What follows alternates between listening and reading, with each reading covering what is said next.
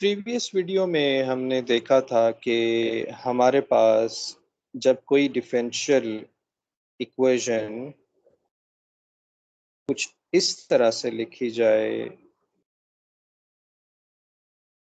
और इसके साथ ही partial M by partial Y, जो कि मैं यहाँ लिख देता हूँ, partial M by partial Y equal हो partial N by partial X के, तो ऐसी इक्वेशन को हम कहते हैं कि ये जो इक्वेशन है ये एग्जैक्ट इक्वेशन है। और फिर आपको याद है कि हमने एफ निकाला था यहाँ से। अब हम ऐसा करते हैं कि हम ये पॉसिबिलिटी देखते हैं कि इक्वेशन तो यही रहे लेकिन ये एग्जैक्ट ना हो। Equal to does not equal to partial M by partial Y is not equal to partial N by partial X. इस केस में क्या होगा? देखिए, ये क्या वजह होती है कि ये इक्वल नहीं होते। ये इसलिए इक्वल नहीं होते कि यहाँ पर इस इक्वेशन में कोई ऐसा फैक्टर होता है जो कि मसला कर रहा होता है, यानी कि वो मिसिंग होता है, आप ये समझ लें। या कोई फैक्टर ऐसा होता है जो ज़्यादा होता है किसी एम में या एन में। जब वो फैक्टर ज़्यादा होता है तो फिर हमारे पास ये इक्वल नहीं होते हैं। यहाँ पर मैं एक पॉइंट आपको समझा दूँ। वो पॉइंट ये है कि आपने याद कैसे रखना है कि m का derivative with respect to y लेना है।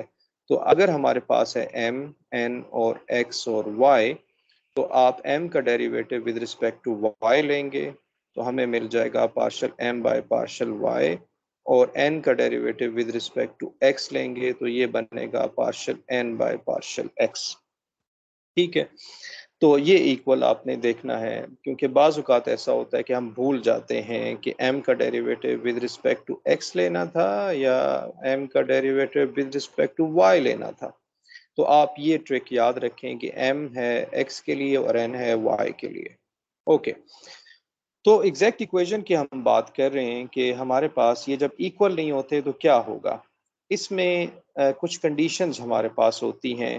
पहली कंडीशन ये है कि अगर ये इक्वल नहीं है तो हमें कोई ऐसा फैक्टर तलाश करना है कि जिसे हम इस इक्वेशन से मल्टीप्लाई करें तो वो ये आपस में इक्वल हो जाए।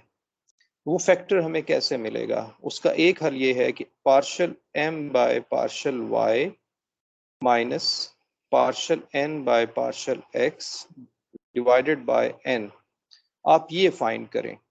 अगर ये फंक्शन ऑफ एक्स आ जाए, इस ये रेशो हमारे पास फंक्शन ऑफ एक्स आ जाए, is a function of x, तो तब जो इंटीग्रेटिंग फैक्टर होगा वो आ जाएगा e की power partial m by partial y partial n by partial x divided by n dx। अगर ये फंक्शन ऑफ x हो जाए, बाज बुक्स में ऐसा भी लिखा जाता है कि ये फंक्शन आ जाता है म्यू, और mu is a function of x। तो यहाँ पर फिर सिंपली हम म्यू से रिप्लेस कर देते हैं। तो हम ऐसा कर रहे हैं कि हम ये रेशो पूरा लिख रहे हैं। तो आपने ये याद रखना है कि अगर partial m by partial y है minus partial n by partial x है, तो आपने और डिवाइडेड बाय n होगा, तो ये अगर फंक्शन ऑफ x हो जाए तो हमारे पास जो है इंटीग्रेटिंग फैक्टर ये आ जाएगा mu E raise to power something. Okay, अब इसको याद कैसे रखें? हमें ये डेरिवेटिव तो पता है partial m by partial y, जो बाद में आएगा यानी कि यहाँ जो डेरिवेटिव आएगा उसके साथ माइनस लगाना है और ये n दो मरतबा आ जाएगा। ओके, दो मरतबा n आएगा, और दो मरतबा जो चीज़ आ रही है उसके साथ जो वेरिएबल आ रहा है जो कि x है यहाँ पर, तो इसको फंक्शन ऑफ x होना चाहिए। ये आपने याद रखना है। इसी तरह से दूसरी भी कंडीशन है। दूसरी कंडीशन ये है कि अगर ये फंक्शन ऑफ x नहीं आता, यानी कि ये y भी आ जाता है, x भी आ जाता है, y भी आ जाता है या y आ जाता है, तो फिर ये टेस्ट फेल हो जाएगा। फिर हमें क्या करना होगा? Partial n by partial x minus partial m by partial y, और जो माइनस के साथ लिखा होता है वही आपके पास यहाँ पर आ रहा होगा। ओके, और अगर ये रेशो जो है इसको आपको पता है कि शॉर्ट फॉर्म में ऐसे भी लिखते हैं ताकि आसानी रहे, N X minus M Y divided by M. अगर ये फंक्शन हो जाए is a function of y, then आपका वो जो मिसिंग एलिमेंट है इंटीग्रेटिंग फैक्टर हो जाएगा mu y e raise to power N X minus M Y divided by M. और यहाँ पर इंटीग्रेट किसके मुताबिक करना है आपने, क्योंकि ये फंक्शन ऑफ y है तो यहाँ पर y आना चाहिए, ये फंक्शन ऑफ x है तो यहाँ पर आपके पास x आना चाहिए, यानी e की पावर आपने ऐसे लिखना है।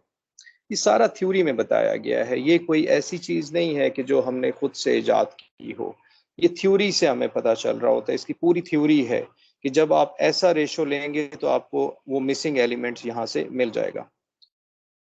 ओके, तो ये दो कंडीशंस हैं जो हमें इंटीग्रेटिंग फैक्टर का बता रही हैं।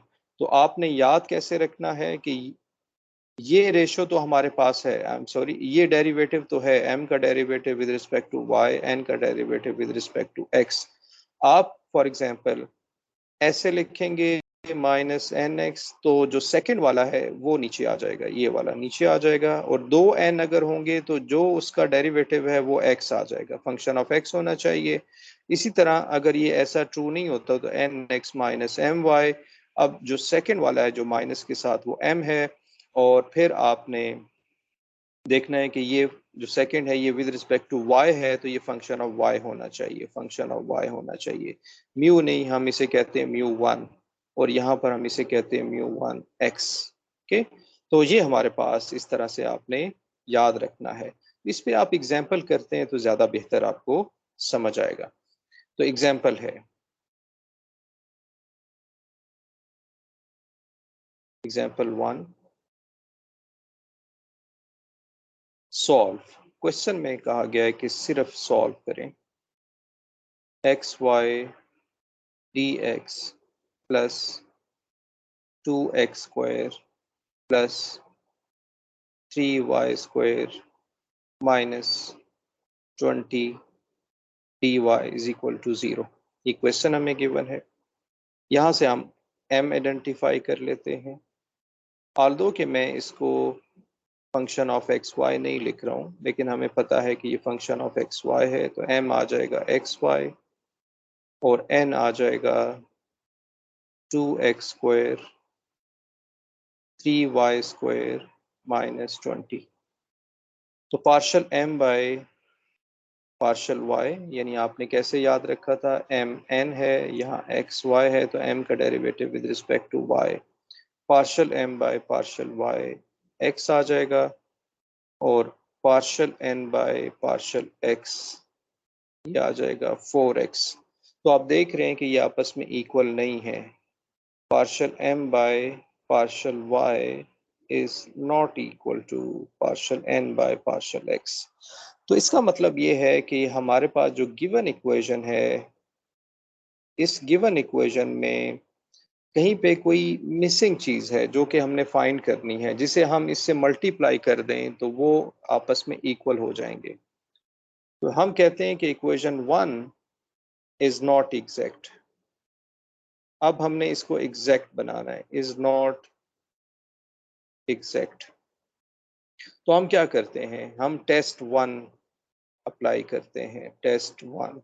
टेस्ट वन क्या था, आपने ब्लाइंडली लिख लेना है M Y minus N X, दोनों से ट्रू होता है एन।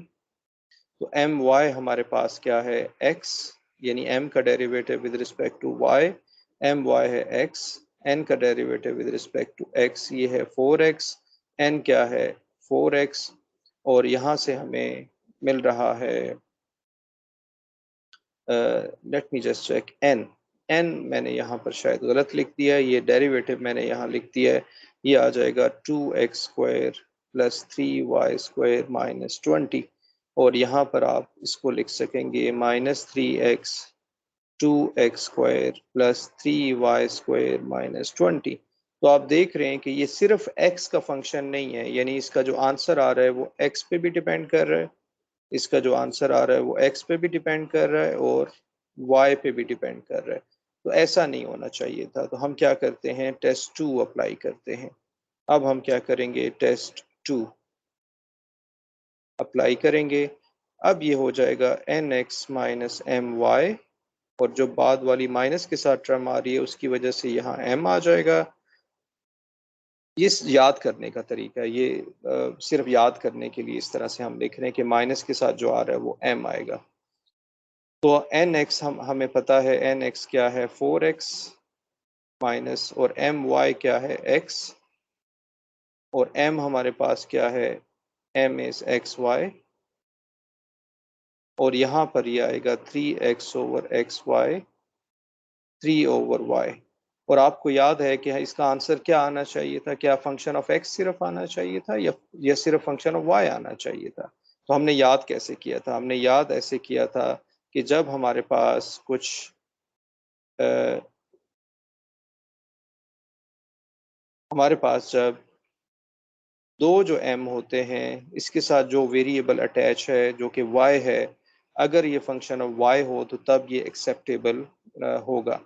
तो इंटीग्रेटिंग फैक्टर कैसे आप निकालेंगे, इंटीग्रेटिंग फैक्टर आप निकालेंगे e raise to power 3 over y, यानी ये आपने लेना है और e की पावर में ले लेंगे e raise to power 3 natural log of y, e natural log of y cube, और ये आ जाएगा y क्यूब। तो हमें मिल जाएगा y क्यूब, यानी कि म्यू ऑफ y जो हमारा इंटीग्रेटिंग फैक्टर है ये हो जाएगा y क्यूब। इसको हम मल्टीप्लाई कर देंगे इस इक्वेशन 1 से, इस इक्वेशन 1 से आप इसको मल्टीप्लाई कर देंगे। ये वाली इक्वेशन है जिसको आपने मल्टीप्लाई करना है, क्योंकि वो मिसिंग एलिमेंट हमें मिल चुका है। आप इसे मल्टीप्लाई जब करेंगे तो आप देखिएगा कि हमें मिल रहा होगा x y 4 dx 2x square y cube plus 3y raise to power 5 minus 20y cube dy is equal to 0। अब आप दोबारा से इसको आइडेंटिफाई करें तो ये क्या होगा m1, क्योंकि m ऑलरेडी हमने नाम यहाँ दिया हुआ है तो हमें मुख्तलिफ नाम रखना चाहिए। m1 होगा xy4 और n1 होगा 2x square y cube plus 3y raise to power 5 minus 20y cube. अब आप देखिए partial m1 by partial y 4x y cube, partial n1 by partial x 4x y cube, और ये सब zero हो जाएंगे, प्लस जीरो माइनस जीरो वो हम नहीं लिखते हैं। तो आप देख रहे हैं कि किसी इंटीग्रेटिंग फैक्टर से जब आपने मल्टीप्लाई किया है टेस्ट 1 और टेस्ट 2 अप्लाई करके, टेस्ट 1 फेल हो रहा था, टेस्ट 2 से हमें आंसर मिल रहा था, उसको e की पावर में लाजमी रखना है। इसको ना मल्टीप्लाई कर दीजिएगा, 3 ओवर y को इससे ना मल्टीप्लाई कर दीजिएगा, आपने पहले इसे e की पावर में लेकर जाना है। तो ये आपस में इक्वल हो जाएंगे, partial m1 by partial y partial n1 by partial x।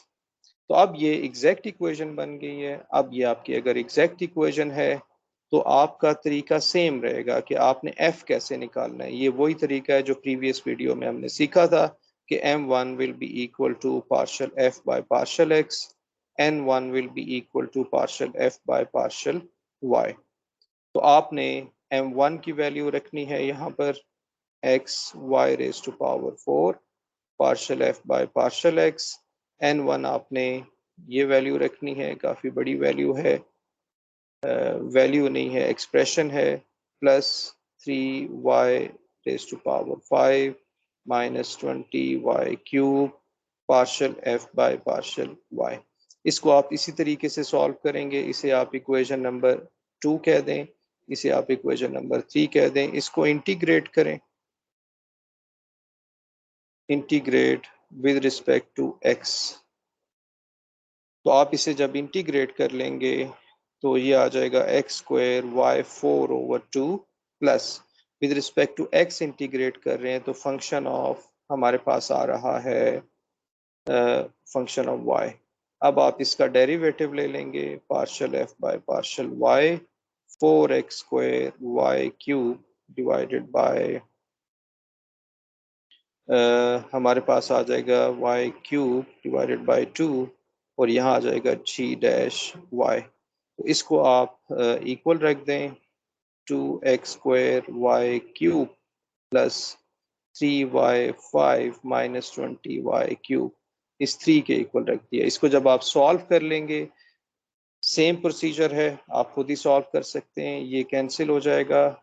Ji dash को आपने इंटीग्रेट करना है विद रिस्पेक्ट टू y, तो जी हमें मिल जाएगा 3y 6/6 माइनस 20y 4/4 प्लस सी आप अभी ना लगाइए, उसको हम बाद में एक ही मरतबा लगाएंगे, एक ही दफ़ा हम उसे देखेंगे। तो जी ऑफ वाई में आप ये जब वैल्यू पुट करेंगे तो ये हमें मिल रहा होगा X square Y 4 plus 1/2 Y 6 minus 5y4 equal to C. यहाँ जो हमने सी लगाना था वो हमने यहाँ पर लगा लिया और इसकी वैल्यू हमने यहाँ पर पुट कर दी है। तो f को जब हमने c रखा तो बेसिकली f c रखने का क्या मतलब है कि हमने ये फंक्शन जो कि x और y पे डिपेंड कर रहा है ये हमने फाइंड कर लिया और ये हमारे पास इम्प्लिसिट फॉर्म है। तो यहाँ पर हमने सीखा है कि इन एग्जैक्ट प्रॉब्लम जो होते हैं, इन एग्जैक्ट इक्वेशन होती है, उसके लिए इंटीग्रेटिंग फैक्टर हमें चाहिए होता है। Thank you for watching.